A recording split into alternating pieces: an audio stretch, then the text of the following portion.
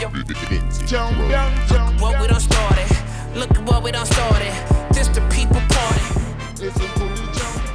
1, 2, 3 in the place to be. It's the People's Party, the world's best podcast. I am the host of the world's best podcast, the BKMC, the MCEO, the Little Lebowski Urban Achiever, Talib Kweli. Always and as usual, I got my lovely and talented and funny and thought-provoking co-host, Jasmin Leigh in the place to be. What's up? Jasmin, how you feeling? You know, I love when people be in the comments and they be like, Jasmin Leigh in the place to be. It makes me feel like a rapper. I don't know if that's how it should make you feel. Why?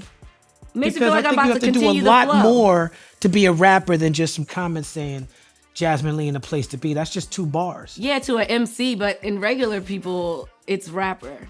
Well, luckily, this show is not about normal, regular people. Yes. This show, People's Party, is about exceptional people and exceptional rappers. And our guest today is one of the most exceptional rappers I've ever heard. You like that, right? See I that do. smile I on love your that face. segue. Our guest today is an artist who has done more than the average rapper, which makes him exceptional. We talking about projects with legends like DJ Quik, like Rosecrans. We talking about Welcome to Mollywood 1 and 2 and 3. We talking about $1 Million Afro with I Am Sue. We talking about The Separation. Shout out to DJ Drama. We talking about Selfish and S2. We talking about a dude whose music became ubiquitous with the sound of Los Angeles parties and Los Angeles clubs for quite some time. He has ghostwritten. He has collaborated with some of the biggest artists in the game.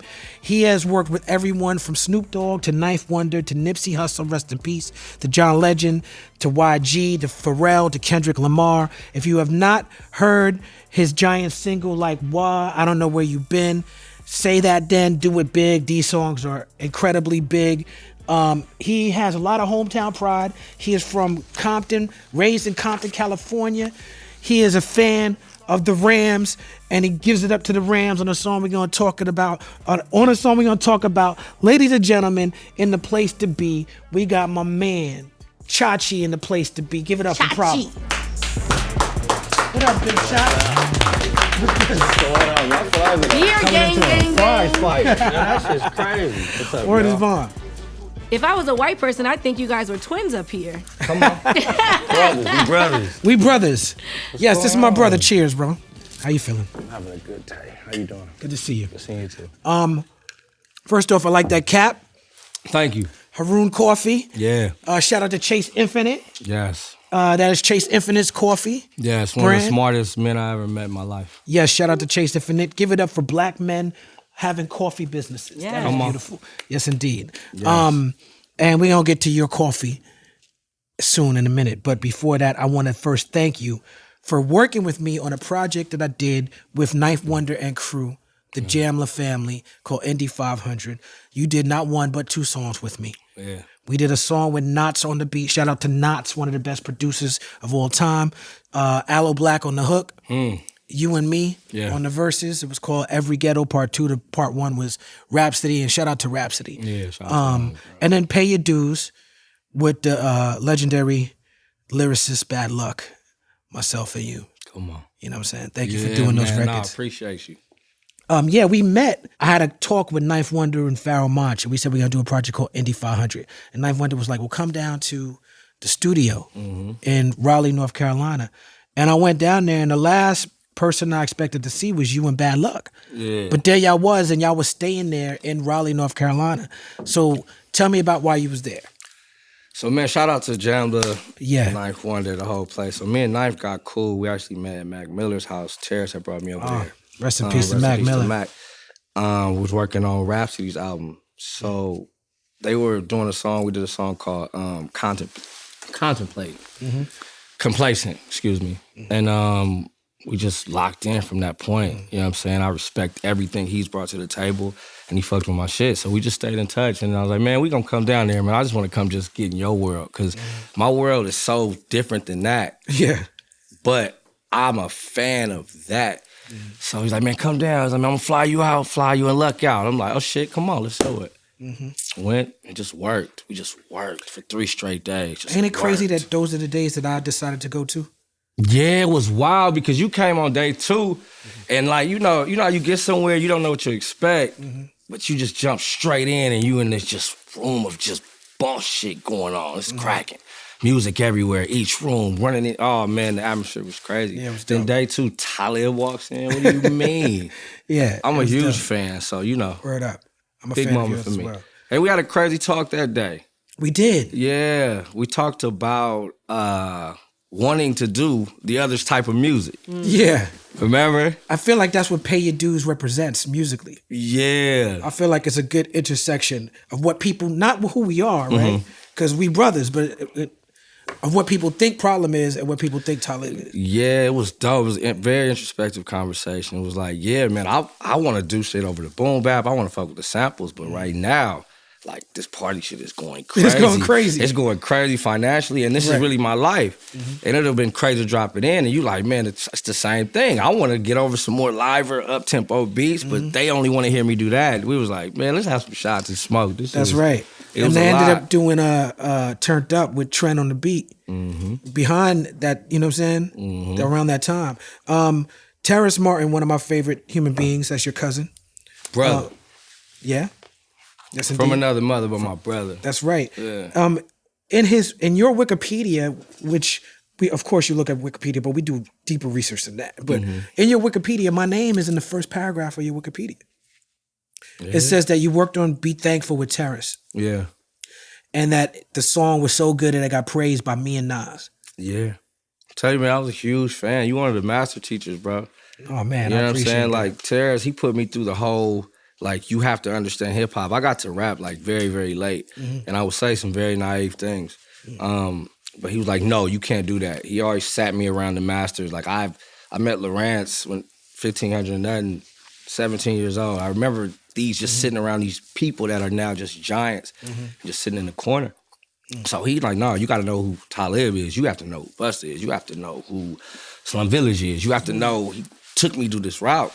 And so, hell yeah, that was a big moment for us. Like, damn, Nas and Talib said our shit hard. You know, we LA niggas just like, let's go up. No doubt, that's beautiful. Yeah, shout out to Terrace. He taught us some new LA slang while he was here. Yeah, man. Another very, very, very smart dude. Very smart. One of the dude. smartest as far as what we do. Yeah. He's special. Terrace is a different mind. Yeah. It's you have to be able to play to think like how he thinks. It's real colorful. It is. And it's a good very effective. Good way to describe it. Colorful. Yes. Yeah. It's authentic as fuck though. Yeah. He not playing. You were born in Jeremy. No, I was not born in Germany, no. Who's Jeremy? I don't know. You were born in Germany. That's where you were born. You were born in Germany. See, someone made me smoke beforehand. See, y'all Someone made you y'all smoke. trying to set me up. Some I see the wine. and then, expecting me to work. I don't know who made these bad decisions. Listen. But That's okay. what do you That's all you. Talib, not with the soccer dad hat and the head shake. I can't deal with you right now. Hey, man. I'm not. Everything is deliberate. That's what they don't know. Right. I'm sorry. I thought we were battle rapping. Anyway. No, it's an Why insider. you It's talking an about old insider. shit? I'm sorry. All right, I'm back at work now. Okay. You were born in Germany and ended up in Compton. How did you end up there, and what kind of culture shocks did you deal with? Oh man, I was relatively young. It was the first year and a half, 2 years of my life I was in Würzburg, Germany. My dad was in the service. They were married. I came, and then they broke up. It just didn't work right, but they were way out there. So my first bit of learning of anything was in Würzburg, Germany. So it was like, well, shit, she's from Compton. She went back to her mama's house, and that's how I get to Compton. Cool. And it definitely changed the way I thought. It was the reason why I was able to I didn't gangbang or I didn't do this. I kind of saw early that it was more than my street. And you speak on Compton, such a big music city. Why do you think so many musically rich projects have come from there? 'Cause niggas want to get out. No, that's right. Niggas want to get out, and you sit around and you create ideas. You become a magician, because that's not where you want to be at. You don't want to stay there. You know what I'm saying? And then that's pressure makes diamonds. And it's a lot of diamonds that come out of that pressure over there. So it's like it's no real you don't really want to fix it. You know what I'm saying? Because it's creating such huge people, man. Just honestly, not even just musicians, just everything. Like me and DeMar DeRozan, shout out to G. We're in the midst of this Compton Walk of Fame thing. Like, we want to put this together. We have to put a Compton Walk of Fame together. There's too many important people that have come from this one part of the town. That's right. And then you can go put the star in Hollywood and then all the tourist money goes there. That's fucking insane to me. When you have Dr. Dre, a billionaire, when you have Ava, just got this huge award. You have these people that are from this place. You have Kevin Costner that's Venus from this and place. Serena. You have Venus and Serena that's from this place. Kendrick Lamar that's from this place. Why is this not being celebrated in this place? You know what I'm saying? So it's like, I feel like we got to change the narrative of that place, because that place is like to like what you guys are to hip hop, like what New York is, like we are to West Coast business. Yeah, I honestly will say I was really nervous when my friend asked me did I want to go to a basketball game at Drew's League in Compton. And then I get there, and I know there's a new building on MLK, but it was beautiful. I was like, this is the Compton that people are talking about? So that is the Compton that people should be talking about. Man, it's a beautiful place, man. Like, I was talking to somebody about, like, the Walk of Fame, and I was just like, man, how many gang preventions we gonna do? Like, how many backpacks we gonna give away? How many celebrity basketball games can we have? Like, at some point, can we plant some trees in this motherfucker? Can we just start making it beautiful and watch what happened?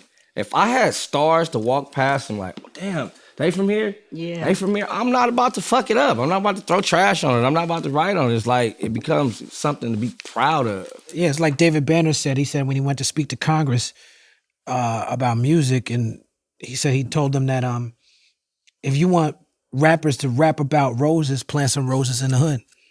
Right. You know, and that's essentially what you're saying. It's like Jerobi in that Michael Rappaport Tribe Called Quest documentary when he said, me and Fife, we used to walk past this wall of stars every day in St. Albans, Queens, where they was at the time. They had like a wall with people who had lived in that area. Yeah. It's like Sarah Vaughan and all these people that our parents listened to. We see them on the wall and made us be like, we could do that. Exactly. Yeah, and that don't cost no money. You know what I'm saying? I've had people reach out, they can donate. Yeah. Me the concrete. They can donate this to us. It's like, it's a very, very doable thing. So it's like, I'm like, man, because I don't want it to keep being like that. I get a chance to live on the other side, and I see the difference. It's not really deep. They stop serving food at a certain time, and it's a gang of fucking trees around. It's a lot of happier people. Right. People are walking around and seeing nice shit. When you have a happy environment, it puts you in a better mood. And I'm a strong advocate of if you put people around pretty things in a nice area, they're gonna wanna keep it up. Like, keep it up. Look when someone comes to your house. If your house is clean, people keep your house clean. They'll ask you want me to take my shoes off? Right. When people come to my house, they be walking all around that bitch with their shoes on. But anyway. That's how you know. I was about to say, I was like, is she going to front? Is that what's about to happen? I'm not fronting. I'm gonna tell the truth. But still, like, you know, when my house is clean, people do ask, should I take my shoes off? Right. Yeah. Right. One of my favorite projects, you have a lot of projects. One of my favorite projects by you is Rosecrans project. Because DJ Quik is such a huge influence in my life, personally and musically. In terms of like, he took me under his wing to a certain degree when my career first started, just off the strength of he liked what I was doing musically. Wow. You know what I'm saying? And so he's on my debut album, producing and rapping. I'm on the album that came after that, Under the Influence album. You know what I'm saying? And just the things I've seen him do in the studio. King Quik. Yeah, man. King Quik. So tell me about, I mean, that new night, that Rosecrans groove, the fact that y'all put on the album, the second song is 9 minutes of just jam. That was the only, you know what's crazy? Shout out to fucking DJ Quik, please. Word is bond. The crazy thing about the Rosecrans situation was that, like, me and Quik I met Quik during this, one of the most magical times, I think, in music, this Ego Trippin' album that Snoop Dogg, the Ego Trippin' album, I think it was his, like, the last thing that he did on Interscope. But I met so many people, and he was one of the ones that was at the station that we were at. Like, Snoop had 5 studios going, and he had Teddy in one, he had me, Quik, Corrupt, and Terrace in one, and he had some cyber music shit going on. And every day I'm with Quik. So imagine me, like this is the first gig I ever get in music, first check ever. And I get to be with DJ Quik every day. I'm from Compton for 6 months. Right. Dude, so Quik popped up at my house at 1:30 in the morning with Terrace in Compton. One night was like, hey man, I need to pee, blood. Okay, let me in. I said, what the fuck? Or what are y'all doing? Man, hell yeah, come in here. I remember I took a picture of it because I knew nobody in the house was gonna believe me. It was 1-something in the morning. Right. Hilarious. He said, man, let's go to the studio. I'm about to make homemade pasta. Drove us to the studio and he made food for. I'm like, man, what is this wizard that's in front of me? Wow. So I've been knowing him for so long. So then we had custom music, and then fortunately his mom had passed. So Sorry to hear. I was tapping in to say, what's up, brother, with this. But I knew, you know, when that happens, you don't want everybody calling talking about that. Well, me at least. I'm like, man, let's do some music. Right. Let's fuck around. Let's, let me be the other way. Let's have some fun. And we just start cutting records. Cutting them. I'm like, man, look, I'm about to put them out, man. I got my label, Diamond Lane. Let's just drop it and see what happens. Nothing. It drops and it's the #1 record in the fucking country. And then Prince passes. It was like this crazy thing, and he put me in this music school to do it. And they like, we got to do it again. But this time, 30 days, we're about to go straight. Came and moved all this shit into our studio. I'm like, what the fuck is going on? This is about to get crazy. Okay, you said you're gonna produce it with me? You have to produce. You're gonna mix it with me? You have to mix. You have to, let's go. And for 30 days, I was locked in, tuned in. He made me mix records. He made me produce instrumental people. That's why Chachi's Groove is on there. Like, I got to play with the instrument people that day. And it was crazy. That guy is fucking insane. He's Prince. Yeah, he's amazing. He can do everything. He can do sing, produce, mix, like what is that? Yeah. And he from Compton. Yeah. Come on, man. We need that star. The first time We I need heard that his star, star, let's bro. get that star cracking. Come on. The first time I heard Quik was just like Compton. Now I know he had records before then, obviously Tonight in the West Coast, but we wasn't on that. We didn't know about that.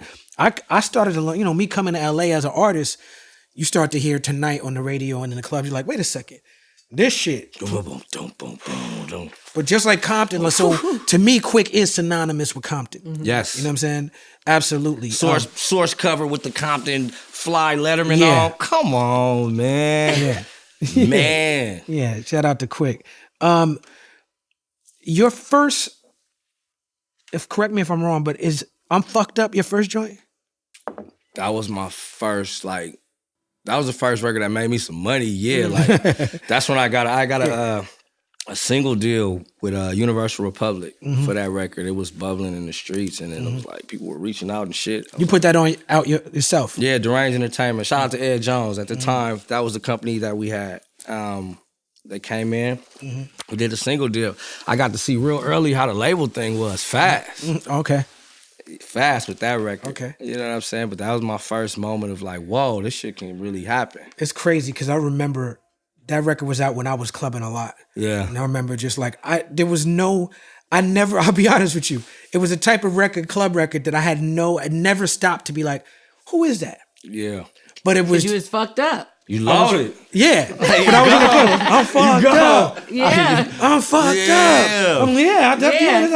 This that shit. Yeah. I need to see that hype Talib. I see the Talib sitting just on the Bro, roof. that's what listen, so you gotta know that conversation we had was like this. He was like, man, I'll be outside. This shit be going up. And I'm like, man, I be down in. Listening to samples and shit. It was some crazy shit. Yeah. But now I'm fucked up. Like, that was when I saw like, whoa, this thing can be something. Like, it took the city over at that time. Nobody was even really doing songs like that. It derived from me coming home, fucked up. I feel like it was a precursor to a lot of the music that came later. Man, we kicked that shit off. Yeah. We definitely kicked that, sign that thing off, because for a while before that, if you didn't gangbang on your shit, nobody respected it outside of California. Like, the East Coast wasn't fucking with it if it didn't bang. Niggas wasn't gangbanging it. And if it was two-party, that's interesting. You're saying if you weren't gangbanging outside of California, they wasn't fucking with it. Nah, that's why. That's interesting. Because that's what California was known for. That's what it was known for. So it looked strange to see, no, we partying, but if you really think about it, y'all come here to party. But LA is not really a party place. Let's just call a spade. Well, hold on. Okay, now let's not get crazy. Hold on. We're not gonna do y'all start that. taking drinks out of people's hands. Wait a minute. Not Y'all gonna do start that. taking drinks out of people's hands at 1:35. Okay, so let's talk about it. Let's go. Let's Let's talk get about it. Let's see. Do talk they or about do it. they not? They absolutely New York, do. you in the club till No, 6. they Miami absolutely till do. 8. They absolutely do. They absolutely do. I'm Yeah. gonna say this though. I'm gonna say this as someone who's I partied all over the world, and I know you have to because I've seen you at a couple of them spots. Yeah. You know what I'm saying? There's certain premier party cities in the world. New York, Yes. Miami, Yes. London. These are premier party cities in the world. And I'll be honest with you, I wouldn't put LA as a premier party city in the neither. world. However, The strippers don't even get naked. hold on. However, one of the best party decisions you can make is to party in California. If you're at someone's In house. Los Angeles, California. No, I'll tell you why. Because the partying that they do in California, there's a reason why I wish they all could be California. There's a reason why that song exists. There's a reason why LL Cool J said, I'm going back to Cali. There's a reason why he's like, no, I'm going back. There's a reason why Biggie, after he passed away, had a song drop, which is remaking LL Cool J. There's a reason why. Because there's something about partying with the mixture of weed, women, the proximity to Hollywood, everybody got the billboard shit, and to be honest, the gangbanging culture, that is sexy to everybody. Yeah. It's the mix. It's wanting to be in the mix. So Okay. to response to you, I want to make sure I have everything. So the clubs have to end at 2 because there's more cars out here than New York. People can take trains, less people will die. What about No, Atlanta? let me break it down to you now. That's why that's like that. Because if you could, it'll be too much commotion around that time. The gangbanging shit has a lot to do with it. And then if you want to go with like parties, like I'm not talking about the shit y'all go to. I'm talking about the shit I be at. Okay. It goes the fuck up. Okay. All the time. Like it's not I feel that. at that time. No way. I feel that. You know what I'm saying? Like 'Cause I definitely y'all don't be at are the shit he's talking about. things I definitely where you probably guys are don't invited. go No, to those vibes. y'all are invited Yeah. by maybe the CEO of this place or some Right. other out of town motherfuckers that told y'all to come. So it's a bunch of y'all migrating together. When But not actually, even, not you. But I'm talking about in even general. me. I lived in LA for 10 years.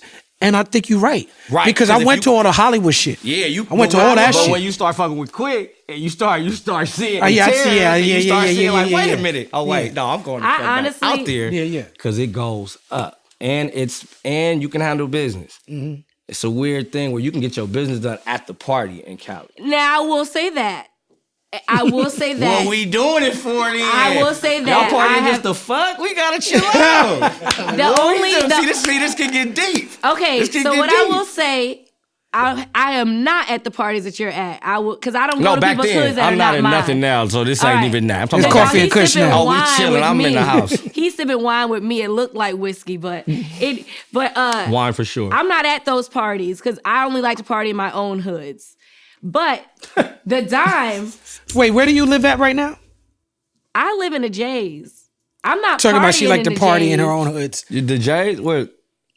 You live out here? Yeah. You I live in the jungle? Yeah. Come on. And don't worry about which street because my people got me. So don't come around there trying to stop. See, I knew I liked you. There's my folks over there. And listen, I just lived there for 4 years. I could have moved out, and I'm like, I like being here. Come on, right? It's black. It's My cool. people look It's out for me. My chilling. neighbors take out my trash.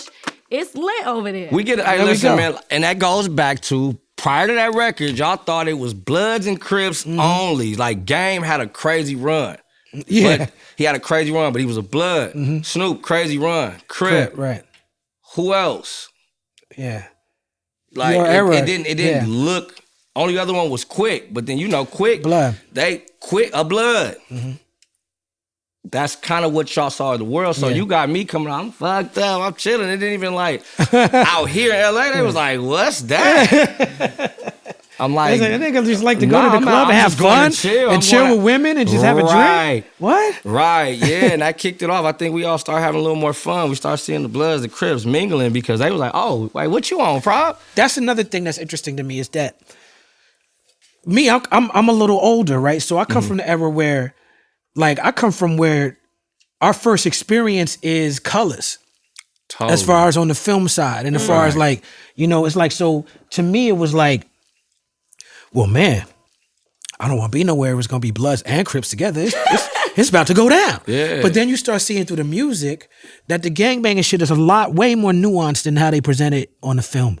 Right. And how they present it in mainstream culture. Yeah. It's a neighborhood thing, and it's affiliation thing, and it's not necessarily like when you start to see people from LA and you say, wait, that's a Blood and a Crip, and they hang out and they get money together, and people don't really understand what, or they both Crip and they fight, they different hoods is fighting, or they both Blood and they different hoods is fighting. People that don't. shit be wild. You know, it's crazy for me, like, man, like, cause me, I see all of this and that shit drives me nuts because that just lets me know it's a narrative that needs to get pushed, man. It's like they trying to create pain. They don't know that shit really be affecting the way we're looked at when we walk somewhere else. You know how many times I've been somewhere outside of the country or outside of somewhere and they talking to me and they like, they'll slip and say some slick shit like, hey man, you're smart. And I'll be like, and I'm looking at them like, the fuck that mean? Right.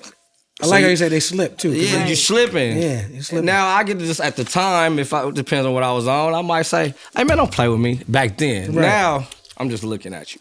Right. But what I'm saying to say is like, we get this bad rap, like you hear Problem, Compton, tattoos, you instantly assume something, right? And like, no, that's not it. Right. That's not it, bro. Like I know some really fly guys, some very important people, like that come out of this shit that never get to look fly. They always got us like, yeah, and then we fucking cuz blood, woo, woo, woo. Yeah, that's here and that's forever gonna be here and we respect the fuck out of it. That ain't it. Right. It's niggas like me that's like, yeah, I fuck with them. I'm not getting in that politic because that ain't my politic. I respect it. That ain't mine. Right. My politic is my kids, my wife, my mama, my homies, business. At this age, no, nigga. And I'm not mad that's your politic. Right. But we not gonna just act like that's the only book that's being read What you out said here in in the lyrics, you California. said, I'm not a preacher, I'm not here to judge. No, I don't give a... Listen, not that I don't give a fuck, but I don't give a fuck enough to say, hey, bruh, you need to stop doing that. Come over here and sit over here. I'm gonna give you one talk like, bro, I don't know if you should do that. That might not be the thing for you, man, because I did this and that don't look right. And then you take what you got, and I'm good with God, because I say what I need to say. Yeah. Shout out to your homie Bad Luck. You've called him the best rapper ever. Ever. You know what I'm saying? He Hands calls down. you one-stop shopping for music. Come on.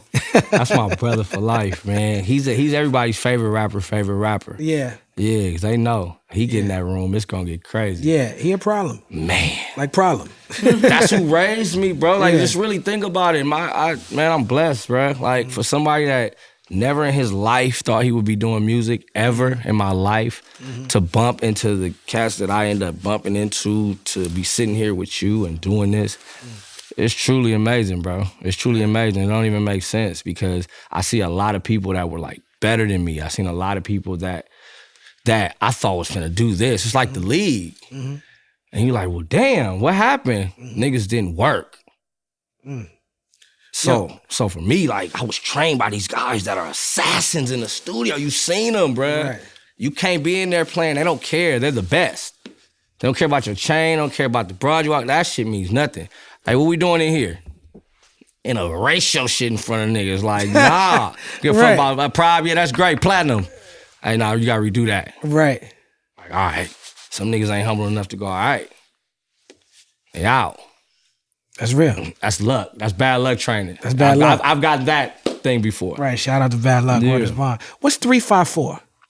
DLG telling numerically. Okay. Diamond Lane Group. Gang. Gang. Yeah. Okay, yeah. Yeah. Okay. Independent. Black independent. Yes. Black funded company. Yeah, man. Tell us about Diamond Lane being signed to Diamond Lane. What's up? Oh man, shout out to my brother Bird, man. Fast Lane, the man. He put it all on the line for me to shine. You get what I'm saying? It's me, it's him, it's a crew of us that just kind of pushed a vision of like making Prob dope with the Diamond Lane vision behind it, man. That shit like makes me choke up because I know how hard it is to really get people to give a fuck about you during this shit. You know what I'm saying? Yeah. And to have people that you got in these streets and did things with and like lived with and hustled with, and all of us can be the ones that get us out of the shit. That shit is something to say. Like, we didn't take no white nigga money, man. And it's been Diamond Lane the whole time, right? Yeah, it's the crazy. Whole time. That's that why that don't happen. That shit's crazy to that me don't because, and not for nothing, man, like, I'm seeing a lot. I see the independent burst in the bubble, and I see, like, I just saw something with Russ, man. Shout out to everybody and all that. But y'all not finna white man can't jump me. What about E40? Yeah. What about Tech 9? That's right. We've been doing this for over 20-something years, feeding families and families and families. Now we acting like this nigga done remade tires. Nah, we gotta chill. On California, bro. It's real disrespectful. Shout out to, I'm not dissing nobody. Nah, it's like, nigga, like, what do what, like, look at all this shit going on over here. Niggas want us to still resort to gang banging? Like, that's all? Yeah. Like, nah, I'm not going for it in 2022. I'm like, nah, we gotta start speaking up. Let's go. Cause we can't keep amplifying this shit like that, man. Like, look at you, bro. Like, you Talib Kweli. The fuck? Yes, you indeed. know what I'm saying? Yes, like, you a master lyricist, bro. Yeah. We fuck with that. And I think niggas need to know that. Yes, indeed. Like, nah. Yeah, I mean, I think that my relationship with you exemplify that. You know what I'm saying? Like what you talking about. Bro came to my house. This is different. You know, I don't fuck with people. He came to the crib. We sat. We hung all day. Like, I don't do that with the artists too much because I never really dwelled. Like, I don't know. I never really dabbled in there. Yeah. I always fucked with like older dudes and like the legends, like, because you guys understood what this business is. Yeah. You know what I'm saying? Yeah. I want to say rest in peace to Slim 400. Yeah. That was a tragic situation. Yeah. And I know he was rolling with YG Crew. You have a song with YG on Hotels, right? Yeah, that was the first joint we did together. Yeah. And then Function. And then Function, which is an incredible record. Yeah, man, that was the first time you saw Bay in LA on a national scale. Yeah, that record. Joint. And that record for me, just as a fan of this shit, felt like you. You know what I'm saying? It felt like, I was like, this is a problem record. Everybody got a problem wavelength.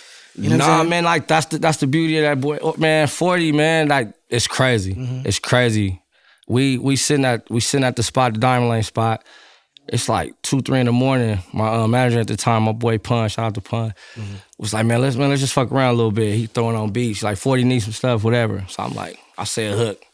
We send it back to him. He like, don't play it for nobody. It was 4 in the morning. Like a week later, he like, 106 in Park, this day, this, boom, boom, boom. Already got the remix done. Boom, boom, boom. I'm like, what? What happened? Right. Off I'm the like, MP3? That's, man, Off the wave file, nigga whatever? 40's a real Yo. hustler. He don't play no games. That's a boss. Yeah. Boom, boom, boom. I'm like, whoa, he about to light it up. He took 3 relative, like, we weren't known yet. Right. It's you, YG, I Am Sue? Yeah. Yeah. And like, put the real, you know what I mean? Put the real money behind that, did that thing, you know, to make sure everybody was seen. You get what I'm saying? Like, so, yeah, me and YG got a real moment with that. Right. And with the Slim 400 thing, man, rest in peace, Slim. That's a little personal to me because he was one of my sister's, like, friends. Oh, man. One of my sister's close friends. I used to see him. He was across the street. Shout out to the Cobras on Durn Avenue, but he's related to them. I used to see him all the time. You know what I'm saying? All the time. And he ended up getting into music and then he ended up going with YG and he ended up becoming something.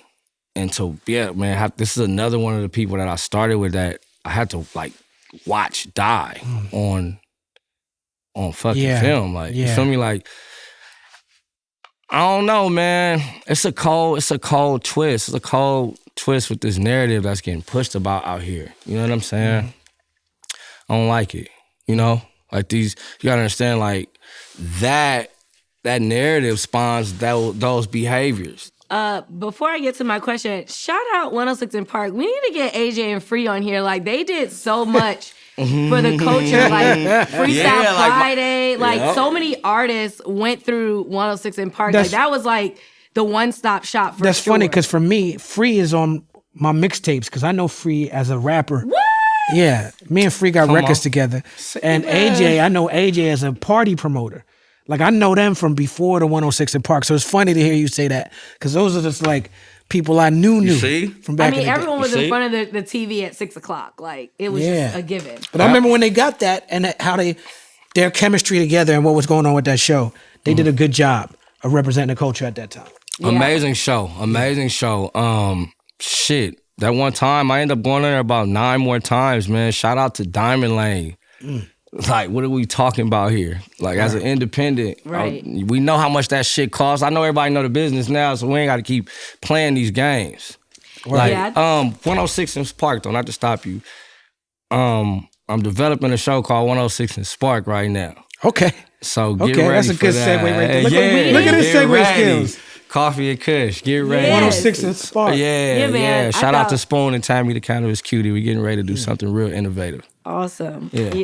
Yeah, I thought I was gonna be a host on 106 in Park. You can come on to 106 in Spark. They'll love to interview you. You know what I'm saying? Wait, you gonna interview me? It's gonna be crazy. It's gonna be music, comedy, everything. Stop it. I'm there. Yeah. I'm fucking. Oh my gosh. Come on. Oh, everyone always comes on here and invites Talib. This is like my first invite. I don't know if that's true, but sure. It is. Sure, we'll say that. So many podcasts like, yeah, Talib, come on the show. Come on. Listen. That's how you do it. That's how you do it. All right, so actually, it's this. I'm about to go to this same Christmas party. I met Nipsey.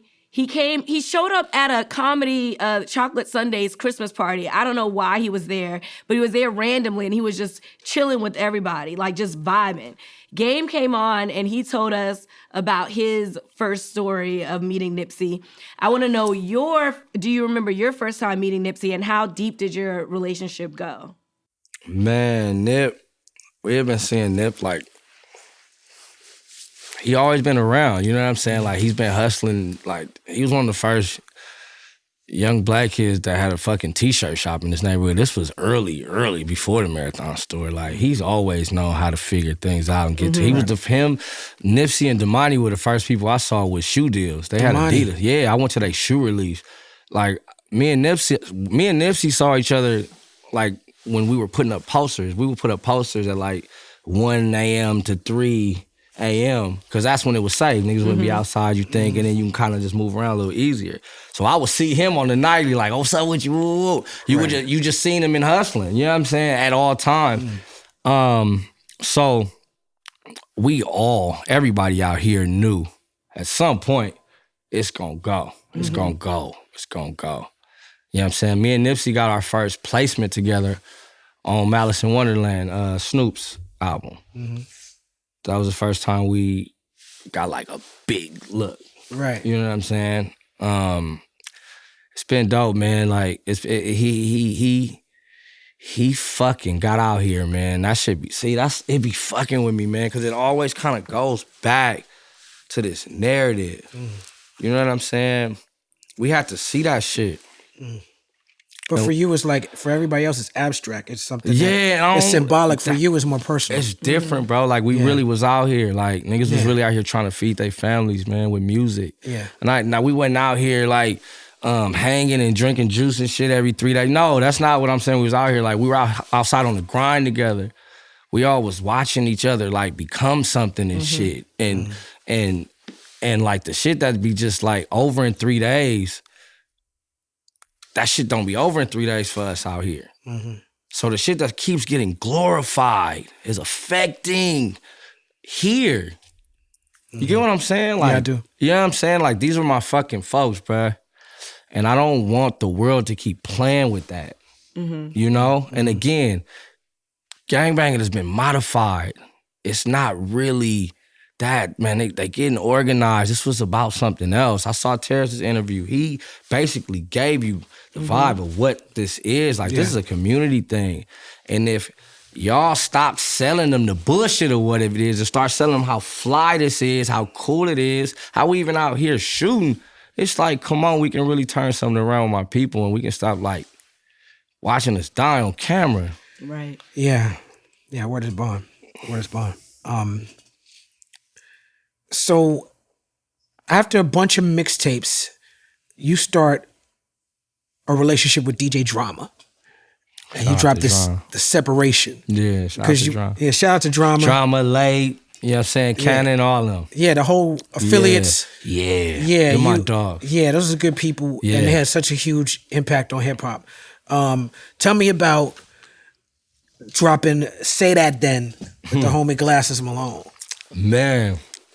Glasses, shout out to Glasses. Another very smart guy. When Glasses fucking first got signed, he got that 1.7 million and he got that Bentley. Mm-hmm. He would come pick me up like 3 times a week and just like, come on, let's go roll. Right. And he was just like, come on, we going to projects. He would just ride me around like so I can feel what that feels like. And just, he would tell me shit like, this is my dog. So when I got like cracking, like when this shit was mine, come on, we finna drop something. Let's act up, let's go. Yeah. And then not knowing what it was gonna do, we just let it fly. And then the GTA thing happened, and then it was like, whoa, I had a real moment with somebody who took time out of his life to give me a moment. So shout out to Glasses, man. He, you know what I mean? Really, still somebody I talk to twice a week. Word. Right now. Say That Then. Yeah. Yeah. Now, you I don't remember the record. I was just listening to your music a little bit. I heard this record with Juvenile. That was dope as fuck. It was a remix on the MDA. Yeah, it was on MDA. And then you did Thuggin' is like drag him in the river over UNLV, right? So you fuck with New Orleans music. Well, yeah, like a lot of people don't know this. My mom, my dad, both of their parents, they're all from New Orleans. That's what it is. Yeah. So, like, what is sort of a revisit by Young Bleed and CeeLo? Yeah, featuring Master P on the remix. Yeah. And tell me about coming with the idea to fuck with that record and just the time that record blew up so fucking huge. Man. Just the time in your life. Man, when that record was cracking. Me and Luck was actually headed to a Halloween party. And this was our first time, like, you know, fucking around, getting loaded and fucking around the Molly shit. And we were just to keep it all the way real with you. So Relax. we long time ago. We're getting there. This is long time. We're building ago. a story here. All right. So in the car, we just started talking about records we used to like fuck with. Right. And she was like, man, remember that Young Bleed? Like, oh, this shit hard. I'm like, when I get back to the studio, I'm gonna flip it. So I remember the conversation on that Monday. I get in the studio like 9 in the morning, 10 before like the riffraff kind of goes on. You know what I'm saying? I feel you. Right. So I brain be fresh. Yeah, all man, because you know, back then like it get cracking at like 9 to 10, you gotta be ready to go up. But I start just remaking the beat, like finding the keys. I don't like the GarageBand program, just to kind of like work it out, knew the drum pattern, get it together. And then I was like, okay, I had a rough of like the sonics of it. And then like, fuck it, let me fuck around with it. So I recorded myself. So I had to like turn the shit around and you just do the vibe. So I'm catching. I do the hook, I do the first joint. I'm like, okay, yeah, it's rocking. Coming with the hook, like, okay, it's rocking. Second verse, I'm like, it's rocking. I'm getting ready to do the third. I remember, me and Luck talked about this. I said, call, hey. I put the phone to the ear. I'm like, I did it. He like, nigga, don't do nothing on that last verse. I'm finna come up there. I'm like, nigga, if you ain't here in 45 minutes, I'm doing a verse because I'm not finna play with you because I want to get this done. Right. That nigga, we pulled up. Who that? What you nigga knew that? He just started going. I'm like, all right, we got something. Right. Took it to my boy League of Stars, Jay Nari. I was like, man, I need to work out this scene a little bit. Start producing it, getting it right. Do it on the Molly with 2 tapes, man. The rest was changed my life. I feel like it's crazy. If you're a fan of your music, at least to a certain era, I'm surprised you haven't said hit us with a what, but now they fly out sometimes. You know what I'm saying? During conversations, it gotta be the moment. But nah, man, that shit was a wild thing. You know what I'm saying? That's when I knew that it's a real button that can get hit. You know what I'm saying? It was just like the I'm Fucked Up record. I got to see something, got in the building, looked at it, said, this ain't what I fuck with. Let's do this a different way. Right. This was my way to get into, the famous building? Okay, let me see what's up. Yeah. I don't know if I fuck with this. Let me kick back. You know what I mean? It's that vibe. It's that vibe. The video for like that, I'm sorry. The video for like what was filled That's the with, second time you messed up. I'm gonna start calling you out. You didn't call me. I was in Germany. And now your second song like that. No. This ain't right, man. I don't feel. I'm dyslexic sometimes. I'm just fucking You with should feel like I speak with you. dyslexic sometimes. I just fucking with That's you. funny. But I don't know where that Jeremy came from. This second mistake was like Born in you know, Jeremy. I don't even know who the fuck Jeremy is. I don't even, I do know Jeremy. But anyway, like what? The video. It had pretty much a West Coast all-star team. Shot in the jungles. Hey, Come on, Crib, that's why you see. Were you trying to unify everyone together? What made you make that decision? It wasn't even my call. Like the CEO, Diamond Lane, my boy Bird, he's like, dude, let's bring the city out one time.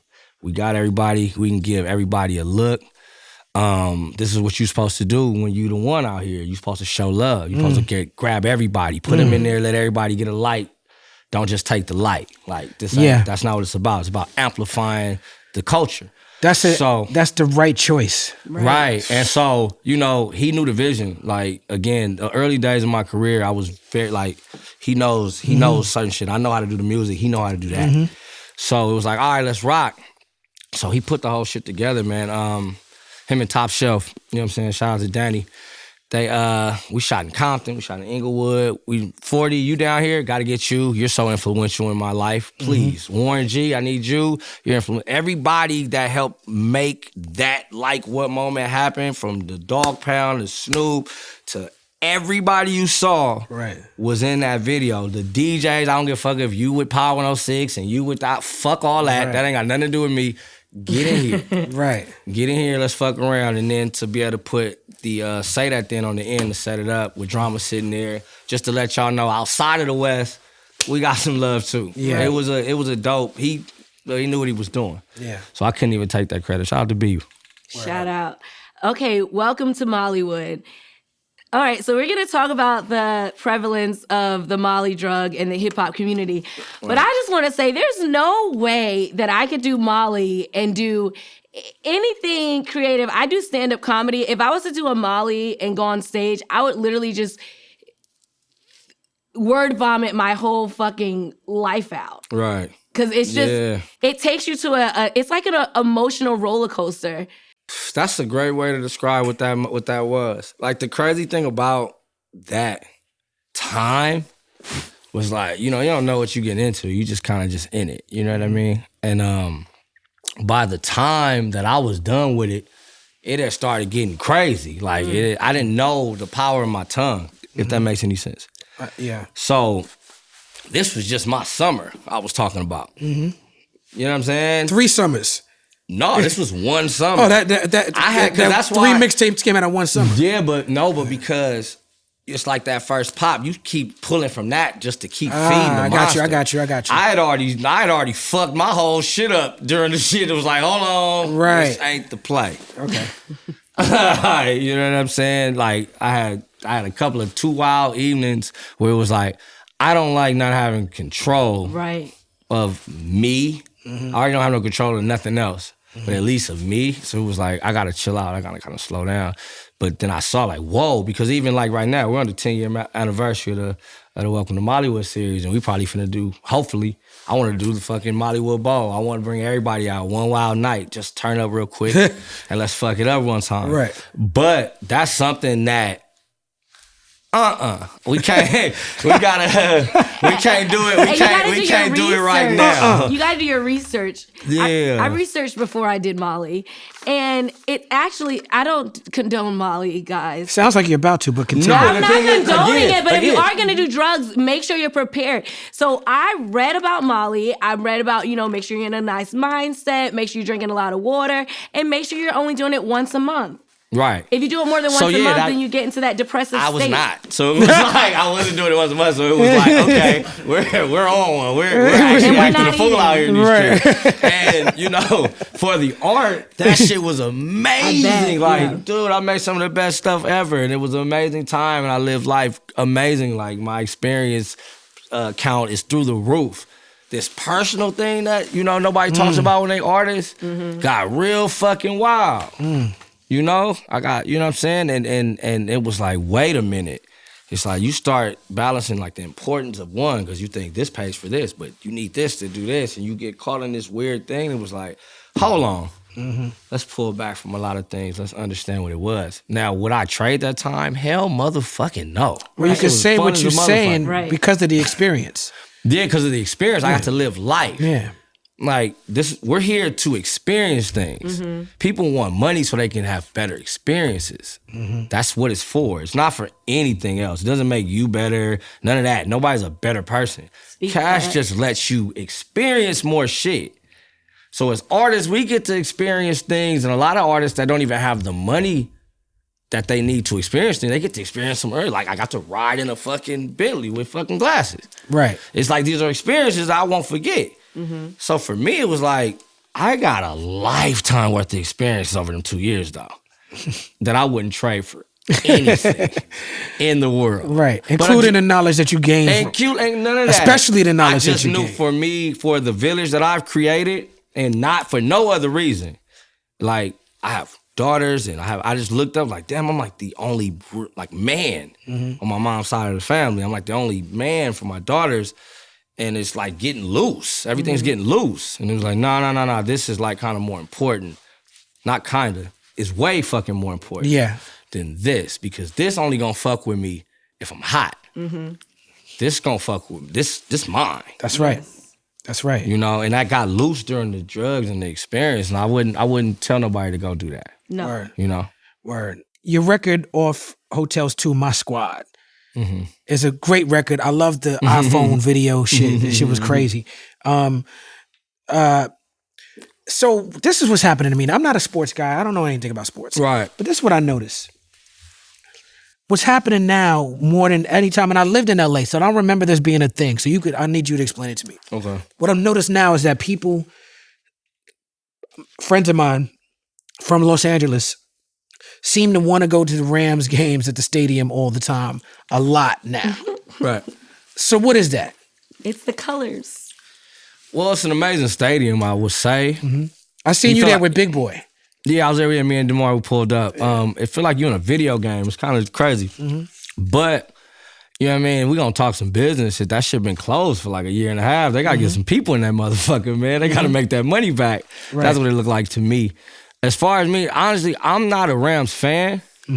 I want to try to get a Rams check. You know, I understand. I'm gonna just keep it all the way a bingo with you. Yeah, that's the people's party. I'm a Chiefs fan. I'm a Kansas City Chiefs fan. And for sure that. So because he said that, he gonna need a Chiefs check. Come on. Let's go. Yeah, come on. Now you understand the vibe. I'm a Chiefs. I've been a Chiefs fan for so long, and let me tell you, it's a really dumb reason why I'm a Chiefs fan, because I remember Joe Montana. I'm sorry. I'm just thinking about all the people in the iPhone video. No, and they were so lit. They were so happy. It was a good time. The Rams. They was dancing around. No. What I will say, man, the Rams, they understand business. They know what they was doing. They wanted to attach themselves to something that was really a staple in the fucking city. It was a great move. Fucked with it. And I needed that. Yeah, I great business. But nah. We not doing that, though. They cool. That's a commercial right there. Nah, they cool. I'll go in there and fuck around. Because honestly, that's your ad for the Rams this year. Straight up. The Rams. They cool. Right. I'm definitely going to go to the Super Bowl for sure. I got to see the homies. They about to turn it up. Man, I want to see the homies, though. We try to get in the Super Bowl, too, over here. Are we in that thing? What you mean? Yeah, what you talking about? Dr. Dre, the billionaire, and all his fucking very, very, very iconic friends are about to rock the stage. It's going to be a good time. With Mary J in the... What? Wait, Talib, are you saying it's going to be a good time as if you're coming? You're going? Coming with who? I'm coming. Okay, well, I might be going. We already know he in all the right, spot. listen, I'm going. I'm in there. And I, off the record, I even find you some hoes for afterwards. Off the record, back on the record. I got you, dog. And you know what, Talib? What I love about the Rams is they have blue and gold. They have really cool colors. I know you said that about the colors earlier. Yeah. The microphone picked it up. The Rams are cool. Listen, the colors make you look good if you're brown skin. I fuck with the Rams. We got the record out. It's streaming. You know what I'm saying? The colors look like Sonic the Hedgehog. Well, those are my high school colors. Okay, well then. Let me tell you though, to keep it clean though, it's like, just to keep it clean. For 20 fucking some years, we didn't even have a football team. Right. So y'all And now can't we just got dump 2. somebody here and I gotta fuck with them. It don't work like that. I didn't think you was gonna take it there. I thought you were gonna be like, so this is why people are so excited about the Rams. You're Right. like, no, this is why. No, this is LA, man. You got to win, We have baby. another You gotta- LA native you gotta, listen, trying you to gotta see. win. Like, you gotta win. This is LA. Like, you Right, gotta right. win. They Yeah, did win. win. They went We to the not- Super we Bowl not- last year. And they didn't even bring the team back, the Raiders. Come on, it's like, so it's like, y'all gotta win. They y'all were, knew. They went to the Super Bowl last Y'all gotta year. win. You gotta They keep win. see this W word. Like people like we never. Niggas don't focus. They take in their on that. W's very seriously on the West Coast. And just in Los Angeles Yeah. sports. Yeah. Like it ain't even got nothing to do with me. It's like you just the town. Like you got the Dodgers, you got the Angels, you got the fucking Lakers, you got UCLA, Sparks. you got the Sparks, you got the Galaxy. You got These to are win. people that win. Let's go. The Warriors. Like we can keep man. So you got to do that. If they'd have won, oh yeah, it'd went crazy. You know what problem? Okay. I was in Atlanta a couple of weeks ago and they started playing West Coast music and I was throwing up my W's. And I think people really thought that I was from there. Because you were throwing up the W's? How you do it? Let me see. Come on. Oh yeah, you been in that jungle. That's right. I forgot. You know what I mean? Shout out to Uptown. Shout out to the Uptown boys up there. Yeah, shit. Hold that place down, man. Yeah, shit. Yeah, I mean, rest in peace, Listen. Bosco, man. That's Make for sure real they shit. take care of me. Keep taking care of me. Y'all. Nah, you good. Let me everybody get our eyes. Everybody, y'all see it? She's with us. Keep it cool. Everything's good. You straight. Everything's You straight, Jazz. Real quick, I love you on Selfish on the R&B song. What's the name of the R&B song? It Ain't Like You It ain't with like Neo. you. Yeah. Hey, with Terrace, Terrace as and well. Neo, yeah. That's beautiful. Thank you. just going into your singing bag. Man, dude, I was at that place at that project. That shit's called Selfish because that was the first time I did everything I wanted to do musically. It had nothing to do with no fans, had nothing to do with nothing. Like this is I want to sound like this. Fuck them singles, fuck everything. Okay. So Selfish. Yeah, so that's what the meaning of selfish is. I'm being selfish with my art. Right. Was what it was about. Well, you went further with S2, which is, I'm Right. assuming that means selfish too? No, that was actually okay. the separation too. Oh, that's separation That's too. why so many features on it. Okay, so you go crazy on this album. First of all, Fabulous and Dave sound great on it. Paper and ink don't make you a book, nigga. When you said that, Come on, I man. was like, Come on, man. ooh. Come and on. right as I was like, this is what's dope about the song. I was like, oh, niggas ain't gonna get that. And They then not. and then you said that in the song. That went over your head though. I was like, oh shit. That might go over your head. That might go over your head. I was like, okay. Yeah. Put It Down with Greedo, which is crazy. Man, free Greedo. Yeah, free Greedo. How do you get Diddy to jump on So Disrespectful? Man, shout out to Puff, man. That's my Hey. dog. Another very, very, very smart guy. Man, I Puff, if you really think about it, like he was responsible for breaking like what globally. Remember he danced on the jet to it? Yeah.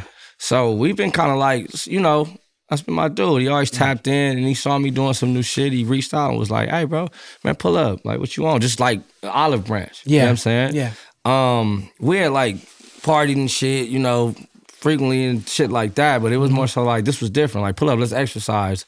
Let's talk in the morning. I guess he saw that I was on that vibe. And I was working on a project. And then one day he was like, man, play me some shit. Just out of nowhere. I'm like, all right. I played that.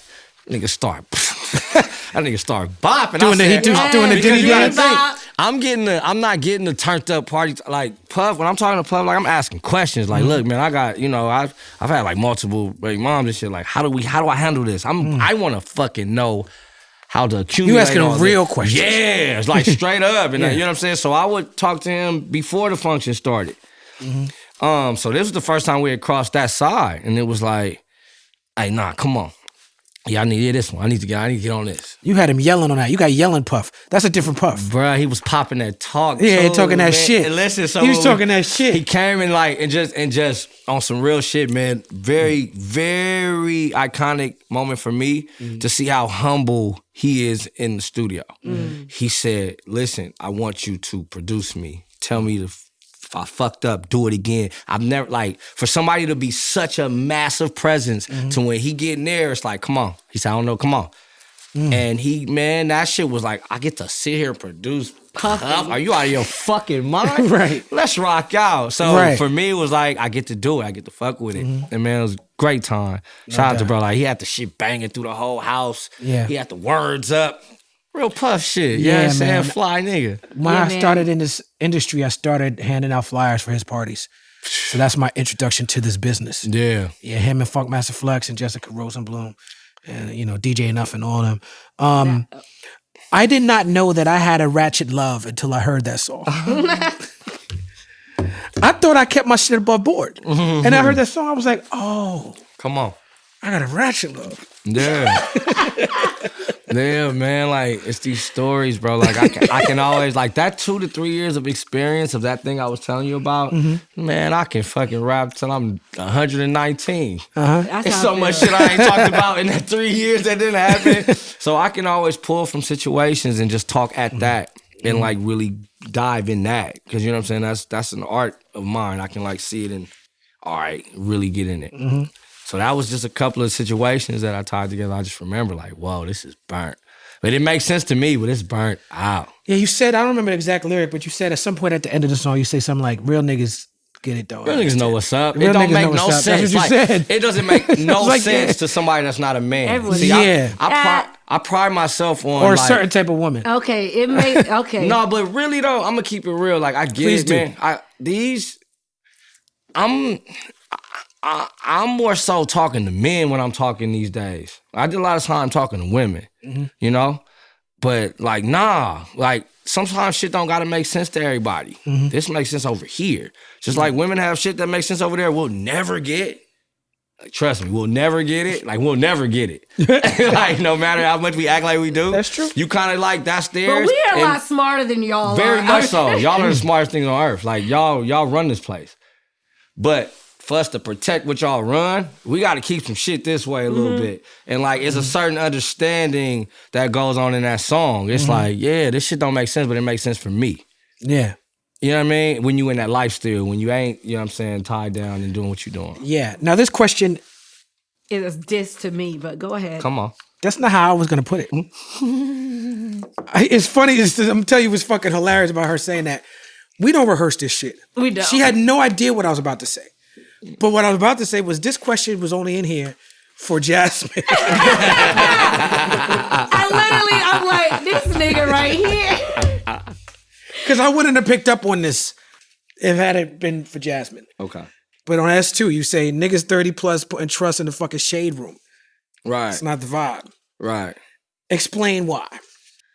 Oh, man. Just specifically. Thought you loved me, Talib. I do, which is why I'm doing this. That's why I'm doing this.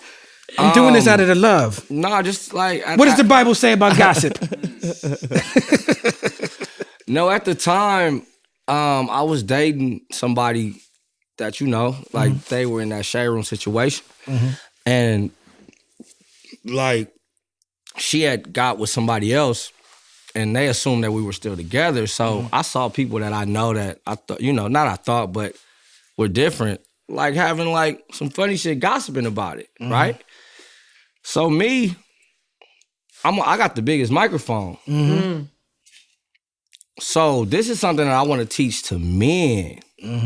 Because what y'all didn't know is I got rid of her 6 months before that. But the point of it, not got rid of her like dumped her, like this wasn't a thing anymore. Right. I just talk like that.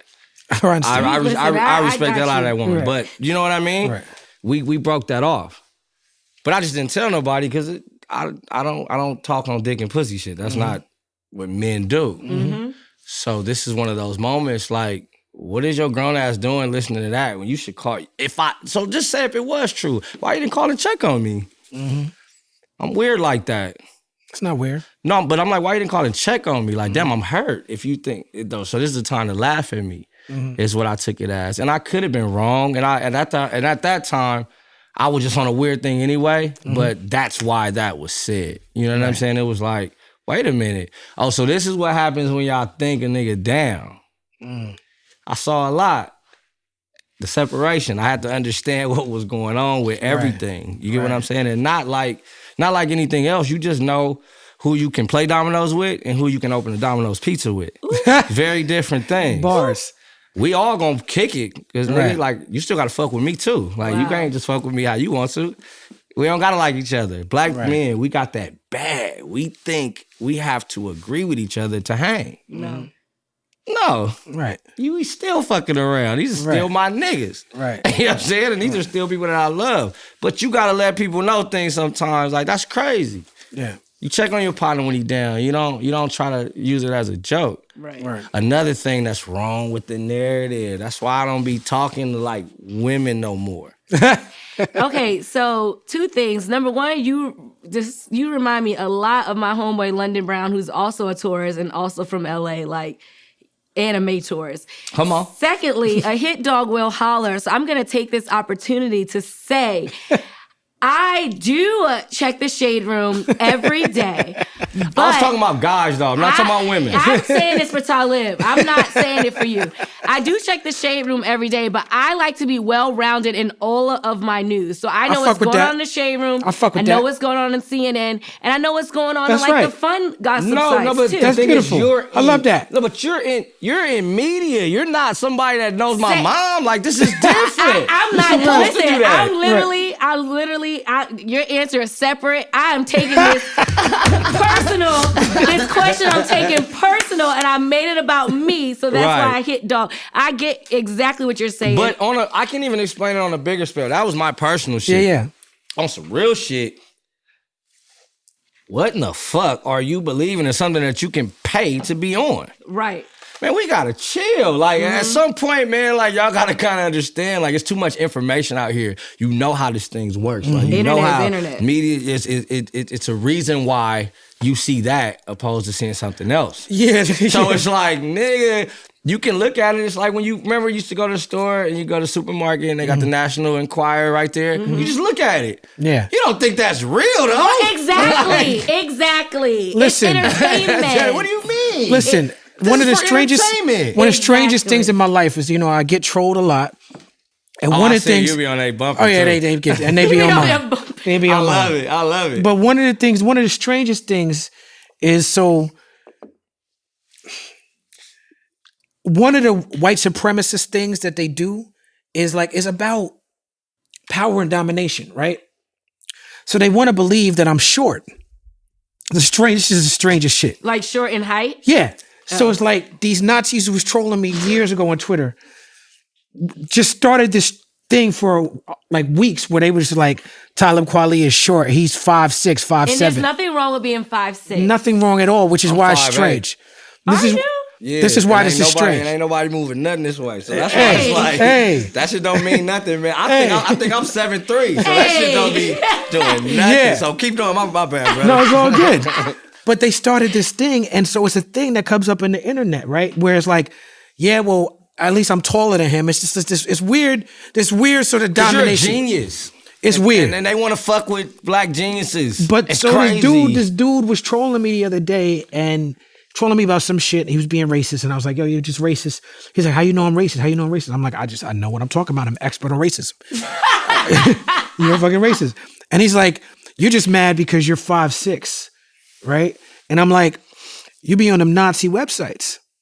Because why else would you say this? You brought him in there. You know what I'm saying? Like, why else out the blue would you be like, because where else would you read that? Right? And so he goes, I read it on Daily Record. He said, you said I got it from a Nazi website. No, I said, where you read that? He said, I read it somewhere. I said, where did you read it? He said, I read it on Daily Record. So I Googled Daily Record. And Daily Record is one of them sites that just tell you information about celebrities. Such and such net worth, his eye color. So it said my net worth, which that was wrong on the site. It said I'm Christian. That was wrong. I'm not Christian. And then it said I'm 5'7" or 5'6" or whatever. And I'm like, yo, he said, I got it from there. I said, you got your validation from there. Right. You read it on a Nazi website, then you Googled. You know what I'm saying? Listen, man, they gonna do that, man, because you know why? They're afraid. They're afraid that you're smart and you have a mic in front of you. You can lead us in another way, man. They know the vibe. They know the power of that shit. And fuck them too, though. Yeah. Like they can't. Like I don't mind. Let's start a rumor that I'm 5'6". I like that. Listen, they can't move nothing, It's the strangest shit. It is. I went to this thing, man, one time. My partner Ponder Bird, he was like, man, come to this thing I'm doing. This is 2-week situation. Like, it's like a weekend thing. And he was like, you should do it. I did it last weekend. It's dope. And it's like this lock-in thing, 12 hours, just kind of learn new this, learn new that, learn new this. And what I got of it was like the power we put into everybody's words is crazy. Yeah. Like, these are things that's out of air, and like, you give these words power. Like, you give them so much power. Like, if somebody walked in here and was like, bitch ass nigga, I wouldn't have never in my life think you talking to me. Right. Because I know I'm not a bitch ass nigga. Right. Now, if somebody say, hey nigga, who you talking to? Ooh, you gotta watch him. Right. He nervous. The hit dog holler. It hit his ass in the head. That wasn't a reference to what you just said.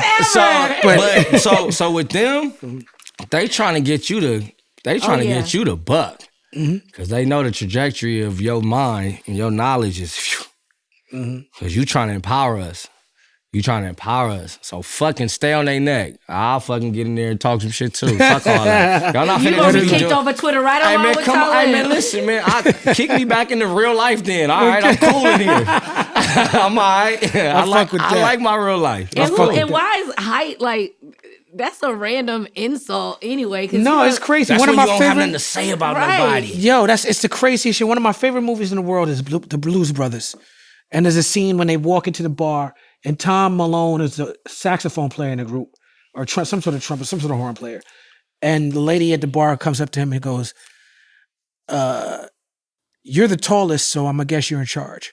And starts, but that's some shit that people be on. Yeah. People really be on it, like that Nazi shit. That shit is deep. That shit is like about domination and, you know, the perfect built man. That type of shit they be on.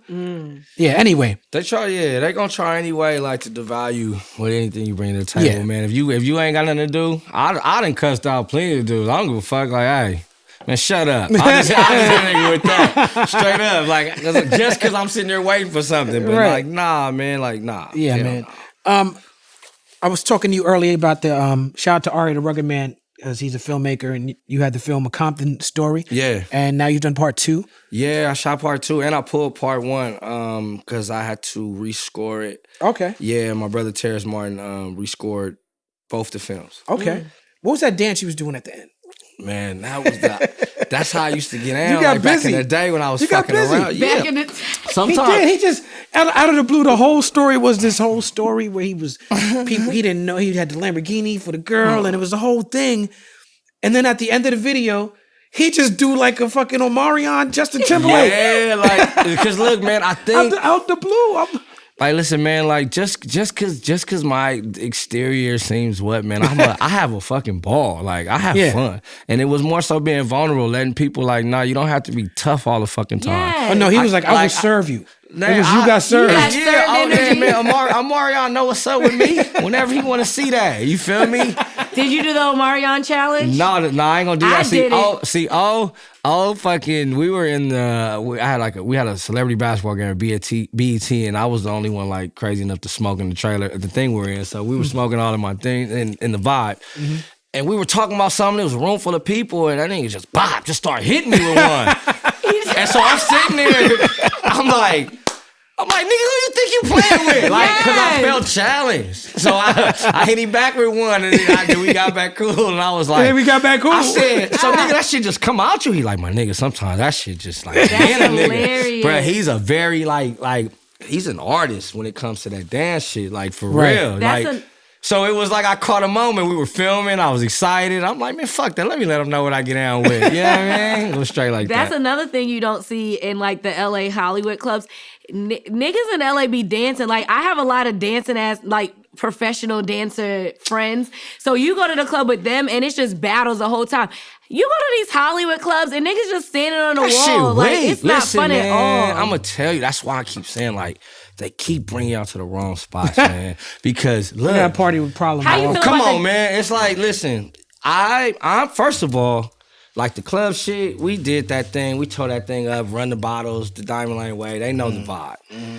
But that's not really fun. I used to be the dude that got booked for shows at Playhouse, and then I would leave the rope and go in the middle of the dance floor and turn up. Because I'm not fucking here to be staring at no nigga over there. Right. I don't care how many bottles you order.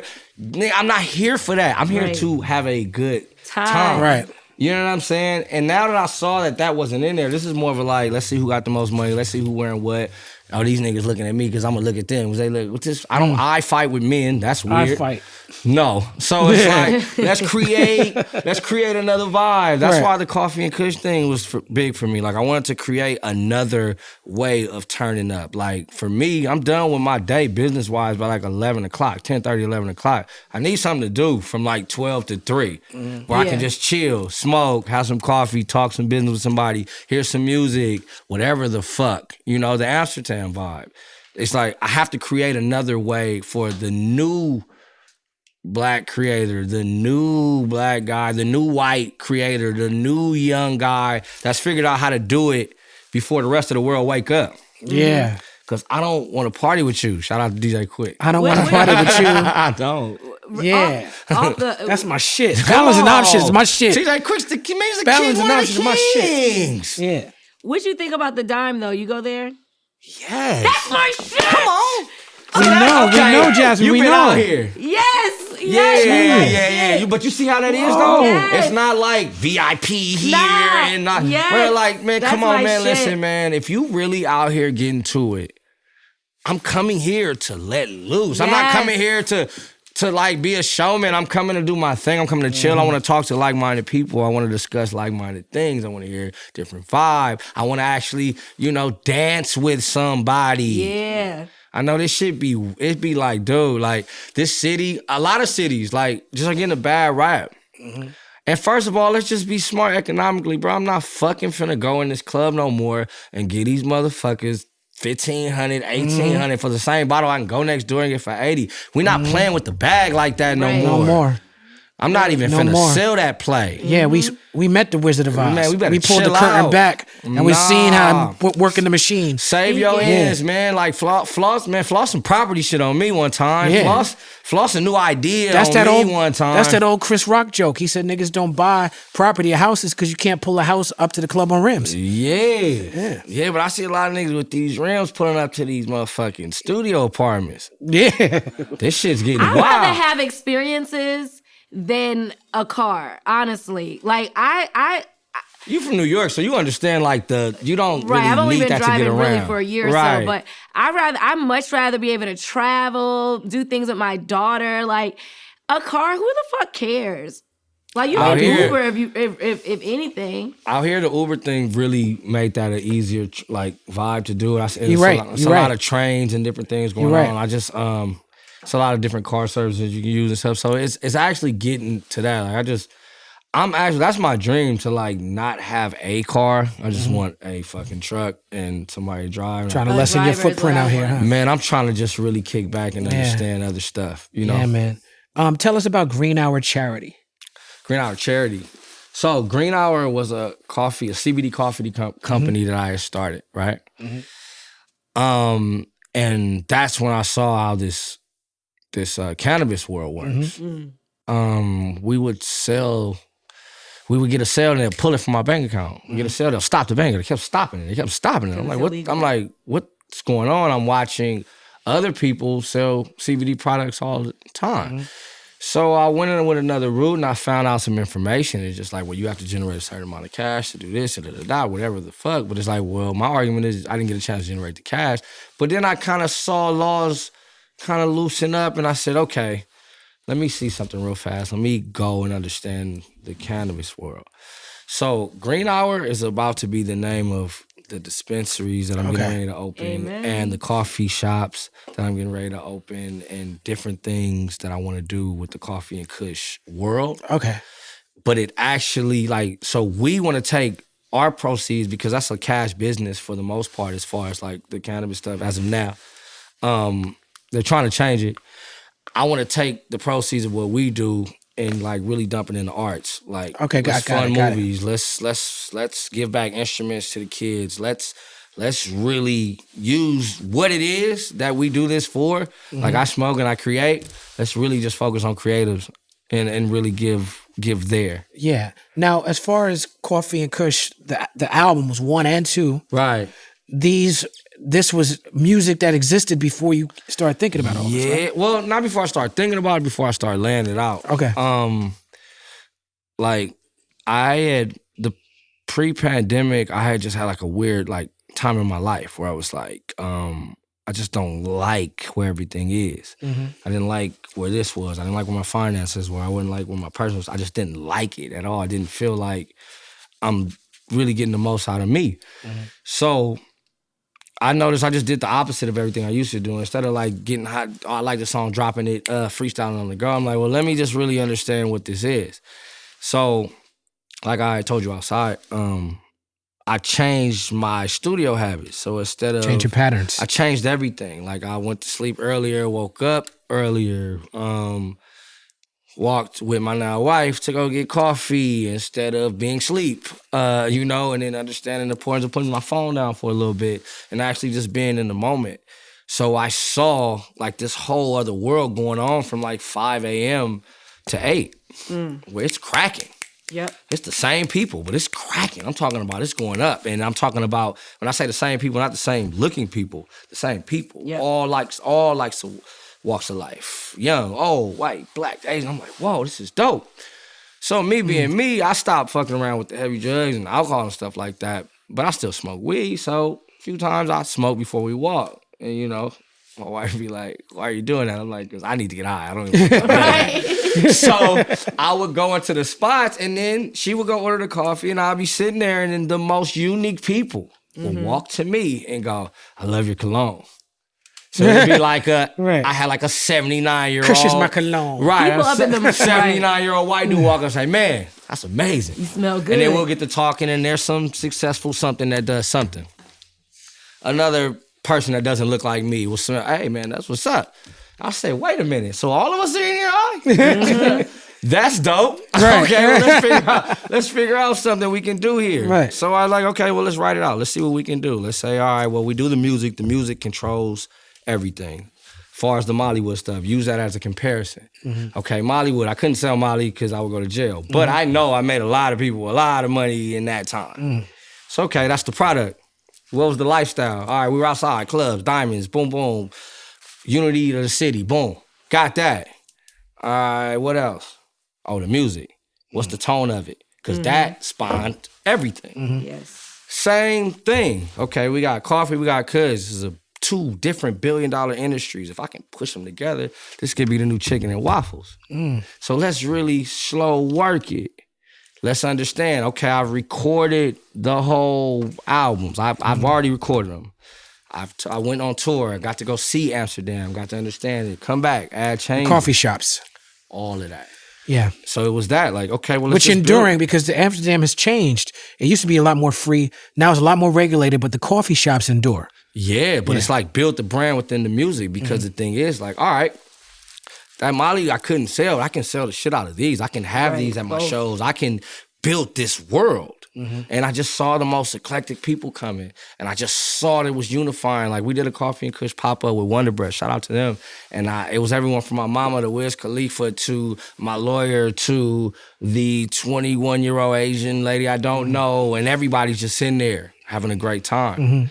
So it was a 2-year process before we actually got to this point. But we wrote this one out before we came outside as opposed to the other one. Word up. Yes. Yeah. Smoking weed and coffee, Kush and coffee, definitely brings people together. Like, I mean, I only drink coffee when I'm filming, but you gotta have it together. You really do. And also, you were talking about how your bank accounts kept getting closed, stuff like that. I was working with somebody on they're like opening up a cannabis store, and I didn't realize that because it's still federally legal. I mean illegal. That the banks can't fund it, so you can't. That's why you can't use your card and stuff in the weed stores. Yeah, like they're everything's changing. It's changing. Shout out to Burner, really like pioneered. Shout out to Burner, man. Pioneered a lot of us to fly in what this an and do it the right inspiration. way. Like he's pretty much like the blueprint on what we can all do. He absolutely did. Shout out to him as another person from Cali that just thinks very smart. But with that being said, it's like in Los Angeles and right now, like I just left 64th and Hope. Shout out to them. Black-owned cannabis by a lady from the jungles. This is crazy how this keeps going down. Who was having a release for the Ball Brothers. Shout out to the farm, the Ball Farm. Another black-owned cannabis company. Viola, owned by Al Harrington. Shout out Gorilla to him. X on Crenshaw. It's like we kind of gotta understand like we in this thing together because it's just a different field. You know what I mean? Yeah. They don't really want us to really own. You know what I'm saying? Just like in everything else. But you gotta understand, like you know what I'm saying? Pressure bust pipes. Like we gotta sit out here and do it the right way because there's no way in hell you're gonna keep us out of something that you incarcerated us for. And for me, like my mama I'm different. I'm a flower child. My mom used to grow weed all around my house. I don't know that it's wrong. Right. So it's different for me. Right. You know? So it's that. The coffee and kush shit for me, like I can talk about it for hours because I see where it can go outside of me selling coffee or this and that. We're gonna chill people the fuck out. We're not thinking right now. Right. We're not thinking enough right now. Right. This shit brought a balance to my life that I never saw. Right. Yeah, making it legal was probably one of the best. I can't wait till it's legal in all the states so y'all can stop coming here for it. But that's the coffee part. The coffee for me, like I'm here and the kush here. It puts this real center thing that I could just stay focused. Because I'm an ex-turn-up. I used to turn up all the time. So I still need some I'm an edge. ex-turn-up? Yeah, I used to act the fool out here. I'm in that same rep, right. So I still need a little just to kind of keep me through the thing, you know? You're 85, right? Huh? You're 85, right? You said 85? 85, you were born in 85. No, I was born in 80. Everybody think I'm some 80? kid, Well, bro. I read 85. Oh, never mind. 80. You're not anywhere That's near why I my know the internet ain't real. It- That's I- a constant. That's a constant reminder. I see that age shit. I be like, who told them that? That's crazy. It might have been my dyslexia. I'm gonna check it. Right. And You born in see. 85, I'm 5'7". Is that? Yeah, you see how that goes? Nah, man, I was born in 1980. May 8th. Okay. Yeah. So a different realm. But anyway. Anyway, Family Ties 1 and 2 breaks down the cycle of violence in our communities. We know for the people that still are not privy, why is this so important to touch on? It's our stories. There are stories. We gotta tell them. We gotta tell them. They gotta hear them. They gotta. You don't know. Like you don't know what's gonna hit these people. What I learned through the Mollywood shit is that like if I tell y'all and y'all can fuck with it, it'll translate. So if I tell y'all something about this, it'll translate. If I tell you something about being good, if I tell you something about doing this, it'll always translate if you respect the person giving it to you. So it's very important for me to tell you things that I've either been through or saw or somebody called me about to get them through. It's important for me to narrate, be their amplifier. It's very important because they don't have one. Right. And people need to understand how a small slip up, this thing can go haywire. So that's what the family ties are. It's like it's connections that you can't really break, but these are stories just like the Ratchet Love. Yeah. Just stories that I've seen, been through, or heard of. Yeah, those are good songs. Another good song is Florence. Say, flying Florence down Florence, Compton, Cal to St. Torrance. Nah. And that was on my radar because obviously Torrance is where NWA was talking about on Fuck the Police. Yeah. But recently, did you see the recent LA Times report about the racist texts from the Torrance PD? No, we all know not to go over there. Oh, man. I've heard some wild stories. Like, if that's shocking to you, you haven't been paying attention. But I posted some of those texts on my Instagram. Yeah. And, some of the texts was like, they was drawing swastikas in people's cars and calling people all types of niggers and all types of we've been knowing about crazy that shit. place, man. Like niggas don't be lying. Like certain guys we're talking about what either just happened or happened before or what's about to happen. Like this shit is it's a trippy place, man. Like that's why LA is so weird. It's like it's a strange thing. Like it could be hella racist over here, it can be love over here, it can be this over here, it can be that. But these over here is really like separated by 4 lights. You get what I'm saying? Like Torrance, and you know what? And I'm not even finna come here and do the whole like shit on the police thing and all that. That's not the vibe for me. It's more so like, hey man, like do right. I feel like police should. have to go through the same thing as a doctor or a lawyer. You should go get. Say that. You should get some education. You should get some. You should go understand what the mind works like. You should. That's right. You should go. They should at least know the law. I think. They don't even have to really know the law. I think you should go some type of martial art situation where you can practice patience and you know you can diffuse something non-violently. Yeah. And you should go through mental courses. Yes. Just like my daughter takes classes in different things. It's like, no, you should understand the mind. So you'll be able to diffuse. You know what? They're taught in those situations. I just learned this recently. I didn't know this. But it makes sense, right? They're taught to not de-escalate. Police are taught that once you have your gun out, your job as a police officer, what they teach you in training is to get home. Same thing in the streets. Same thing in the streets, which is why they're a gang. You know what I'm saying? Yeah. So it's like, if you taught that once your gun is out, well, there's no going back, then you're not protecting and serving the people at that point. Yeah. You're protecting and serving yourself to try to get home. I have a friend that was trying to join the FBI, and you got to go through so much shit. Like, you got to do psychological. They look through your credit report. Right. They make you go through physical, like, obstacles. And it's like, I understand that police are not FBI, but they're police are closer. FBI. FBI is police. Right, they're way more closer. That's the country's police. Right. That's what the FBI is. So it makes no sense that I can just decide tomorrow, I want to be a cop. No type of education, nothing. I think people, like, assume that when they put on that badge, them included, that they're not just people. Yeah, that's where they start thinking they're elevated, more elevated. It's like the guy with the chain and the rapper. He believes he's more elevated. That's than where the not. That's where they get Blue Lives Matter from. Yeah, because your like clothing is blue. You can't take the blue off and you. Like, everything's a village though. Mm-hmm. Like, this show is y'all. That's y'all village. Like, everything's a village, and I'm one of the people that kind of just I understand both sides a lot of the time. Mm-hmm. It's just like. Can y'all stop doing it to mine, though? Because it don't seem like it's happening to everybody else. Well, that's the issue. Like, could y'all stop doing it to mine, The disproportion is the issue. It's very disproportionate. So that's why everybody's looking and upset. Yeah. Like, you know what I'm saying? Like, y'all not gonna... That's the whole issue, is the disproportion. When I realized that teachers were my friends, that I'm smoking weed with, that I'm partying, getting drunk as fuck to the middle of the night... These people that we put on these pedestals, like, teachers are always right. Police officers are always right. They're not always right. They're regular ass people that have a job. Yeah. Yeah. I mean, shout out to the teachers. But they job got a gun, though. Which mean they can knock me up out of the hemisphere. It's the different. teachers, my thing was not comparing the two people. It was just saying that, right? Okay, whatever. No, you're right. Meaning you're right. Yeah. But your point is human beings do human being shit. Exactly. But the thing is about a teacher, they at least have to go through these 4 years to become a teacher. Like, these police officers should have to go through the same 4 years. And I love teachers, by the way. Just putting it out there. Yeah, shout out to the teachers. Shout out to the teachers.